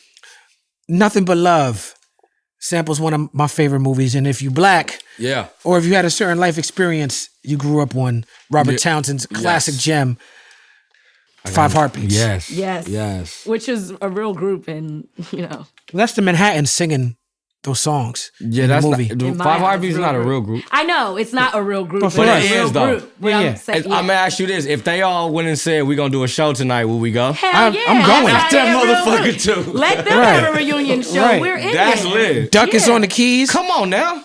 The old Eddie Kane. That's that old Eddie Kane. Shout out to Siobhan. I still got it. Come on, man. I still got it. Nights like this. Oh yeah, that's my jam. Nights like this. Yeah. Listen, have you ever heard that scene when the cops are like, oh, y'all singing group sang something, and then you come in with I got nothing but love. We both went deep, yeah. On the Slum Village album when they redo that shit. They're like, watch me get down and just do my thing, baby. It's the look at the camera for me, Talib. You know what? The funny thing is, like, I remember being as a kid, I used to hate people to be like, hey man, Jason, go ahead and do that dance right now. I was like, man, if you don't fucking leave me alone. So imagine that, going through that. Oh, so the cop shit, that cop shit? Huh? Are you going to do the dance? I gotta feel it. If y'all play something I fuck with, y'all was playing the Rosecrans earlier. I hadn't heard that in a while. I was like, hey, that's a good record, man. Man. Where Chachi come from? Okay. Chachi came from our boy B, Fastlane. He said, hey, Carmen, hey, man, your career is like, you Chachi. I'm like, what does that mean? He's like, what's the nigga that played the Fonz? No, I'll say, so Chachi is really for Chachi. Let me tell you Scott Baio. This is a Happy Days reference. He's remember Happy Days? Yeah. Yeah, Shorty loves Chachi. He was like, the Fonz was the man. He was the man. Yeah. He's like, Chachi was there, but he wasn't the man. He said then the next show he had was Joni Loves Chachi. Right. He's like, he was the man, but he was with somebody else. Right. He said then he had Charles in charge. Charles in charge. Now Chachi the man. Now Chachi's in charge. He said, that's you. You Chachi. Yes. He said, that shit, for people, when you introduce yourself to people and, problem can become, a little offensive. You like, well, just call me Chachi. It's your alter ego. It's more your vibe. And I'm like, I'm running with that. I'm taking that. So yeah. That's hilarious. Yeah. The Scott Baio, when I used to be on Twitter, he used to troll me on Twitter.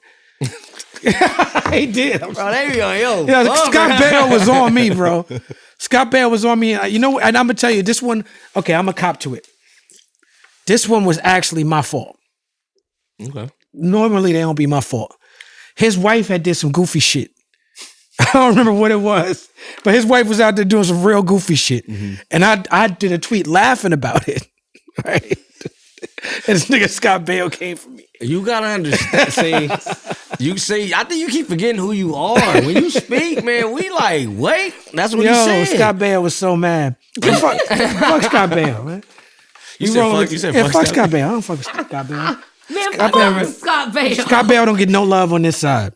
Damn. I don't know Scott Baio, but my dog said fuck. Wait, he don't get no love for defending his wife? No. Shit, well, fuck I told him. You my dog, I told him. I said, Scott Baio. So that's how I rock. I said, Scott Baio, your wife. I need to Google this. What does Scott Baio wife do? I ain't got my phone. I'm rocking with you, Talib. Shit. No, his wife You was just can't say fuck his wife. Wait, I'm going to Google what Scott Baio's Now wife he's taking it too far. Yo, I just seen in 2021, Scott Baio defends his wife after her Sandy Hook comments resurface. Oh, God. I think maybe she said some Sandy Hook shit. Oh, well, shit. Well, she had to get it. Yeah, you know what I'm saying? Like, we got to defend the space, man. Oh, that's what it was. Now I remember. She said, maybe your children are in a better place. She said about the Sandy Hook children. And then Scott Baio came for me. Nah. Yeah, Did she apologize? She did. She apologized. Okay, for that. well, unfuck her then, I guess. Unfuck her. Okay, unfucked him. So he must have went and checked. He was like, you better get that handled. You're not supposed to be talking like that. That's Talib Kweli in there. Shout out to Scott Baio for getting his wife together, man. I appreciate that, man. Appreciate Scott Baio, man. Hey. Okay, so Uncle Snoop, let's talk about boss. I mean, he's a fucking Libra, and he's literally the most important rapper. Okay, I thought you were gonna say most important quality was the Libra. Definitely. But anywho, let's talk about Smoke Break and Dim My Light and your relationship with Snoop. Fucking love Snoop. Mm-hmm. And how was it like? How was it like writing on Ego Trippin' and Malice in Wonderland? Man, the boss. That's the boss dog, man. He was a lot of our first. Yeah, he was a lot of our first. Like I can link so many first of mine in hip hop to Snoop Dogg. Mm-hmm. From the Ego Tripping, I got to learn the business. I got to see how to become what I became. Like, I got to just really being like a fly on the wall with a megastar. Mm-hmm. You know what I'm saying? And for him to act the exact same way today as he acts right now, the way he treats people, the way he values people, the way he values relationships, it's a testament to his success. It's a reason why you can put anything in his hand and you're gonna think it's a great product because he embodied that. You know what I'm saying? He embodied that good spirit. Like you're not gonna go somewhere and find some fuck shit out about Snoop. Right. His name is impeccable. So for me to start with him business wise and to now, like, man, let's hop on there. Let's do some business, man. Let's do these mugs. Let's fuck around with coffee and kush. And then be like, come on, cuz, let's go. And without a sweat, surrounding me with the right people to get what I need to get done. He's a boss. He's a boss in every kind of way. Every kind of way. I mean, just to watch him go from a gangster rapper, a known gangbanger, and now he's fucking selling Coronas and guacamole. First of all, he sold Coronas during the coronavirus. They renamed the virus after he got the beer, meaning like it's a lot going on. Yeah, it started becoming the COVID-19. Oh yeah, because Snoop Dogg can change the narrative. I saw Snoop smoking a blunt on the New York Times. I said, oh yeah, it's about to go down. Shout out to the homie. That's different. You know that. You know what that means. Can I give a quick Snoop story, Talib? Please. Okay, so I have smoked with Snoop, but at this time I smoked adjacent to Snoop. So we were this was before Russell Simmons left, and they had like the All Def Digital Awards. So I was sitting at the table right next to Snoop and Don Juan. And so Snoop was smoking his blunt, Don Juan was smoking, and then he passed me the blunt.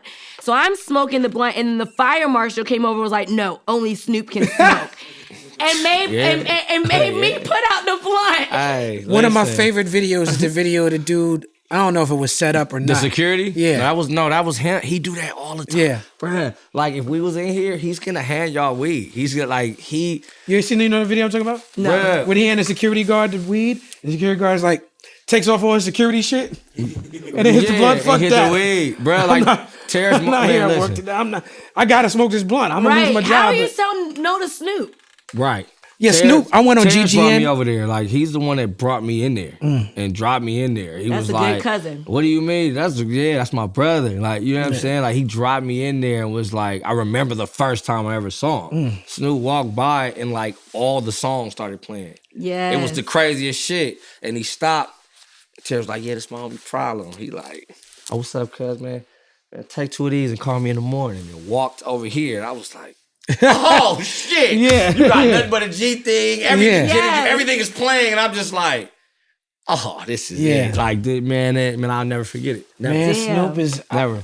He's been so gracious to me in my career. The Blast, this is crazy because with your connection with Snoop and Quik, because the Blast was doing all right, but the Beat 92.3 at the time had Snoop Dogg had a show, and Quik had a show. Yeah. And they both fell in love with that record. Yeah. And they both was like, Kweli. They just was both on that shit, singing that shit. Shout out to Hot Tech. I didn't know what the name of that song was for so long. Yo, and I just called it Kweli. And it's because of Snoop and Quik. So you know Snoop and you know Quik. So because they have a musical relationship in that way, every time they see you or every time your name come up, it's always a super love. Man. So my whole career, like I said, I got records with Quik. I got maybe 3-4 records with Snoop. Nothing official, nothing that was on the out. Like there's one record we have that's on a Hot Tech album together, but just little shit here and there. Yeah. You know what I'm saying? We've worked. Yeah. And he's always like, he did BET in the booth with me twice. The dog, man. Like he shows love. He shows love. He shows love. He's not a hater, bruh. He's the dog. He understands his place. He understands the space. He understands what he's here to do. He's accumulated hundreds and hundreds and hundreds of millions of dollars, and now he's just at a place where he wants to create bosses. Yeah. He wants to empower people like me to be what he knows I can become. Yeah.